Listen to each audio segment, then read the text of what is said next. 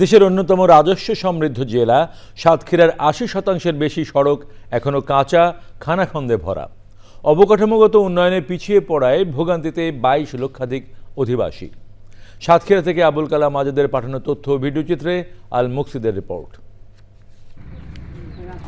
দেশের অন্যান্য জেলা থেকে উন্নয়নে পিছিয়ে রয়েছে সাতক্ষীরা। জেলায় পানি উন্নয়ন বোর্ডের বেড়িবাঁধ রয়েছে ৭০০ কিলোমিটার, এর অধিকাংশই টেকসই নয়।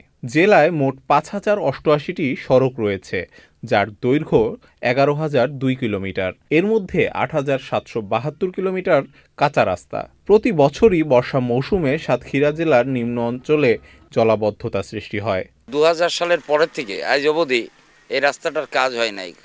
রাস্তাটা নিচু হয়ে গেছে, একটু বর্ষা হইলেই হাঁটু পানি এখানে জমে থাকে। এই রাস্তার এত বড় হাল অবস্থা যে একটা রোগী নিয়ে যেতে গেলে রাস্তায় মারা যাচ্ছে।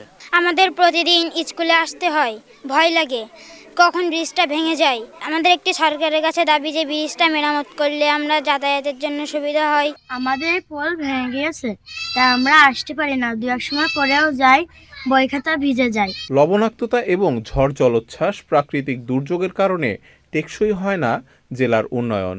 জোড়াতালি দিয়ে টিকিয়ে রাখার কারণে প্রতি বছরই বেড়িবাঁধ ভেঙে ব্যাপক ক্ষয়ক্ষতি হয়। এই ব্রিজ দিয়ে এপার ওপার মিলে প্রায় ৭-৮ হাজার লোকের পারাপার হয়। জনজীবনের জন্য মনে করেন ব্রিজটা খুব প্রয়োজনীয়। জেলা প্রশাসক জানিয়েছে, টেকসই বেড়িবাঁধের জন্য যথাযথ কর্তৃপক্ষের কাছে চিঠি দেওয়া হয়েছে।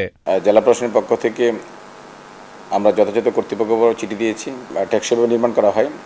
একদিকে যেমন বেড়িবাঁধ মজবুত হবে এবং যে জন দুর্ভোগ এবং জানমালের ক্ষতি কম হবে, তেমনি এই ৬৮২ কিলোমিটার মানে যোগাযোগের একটা সহজ হবে।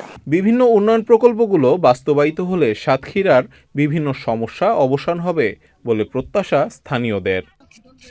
আল মুকসিদ, চ্যানেল আই।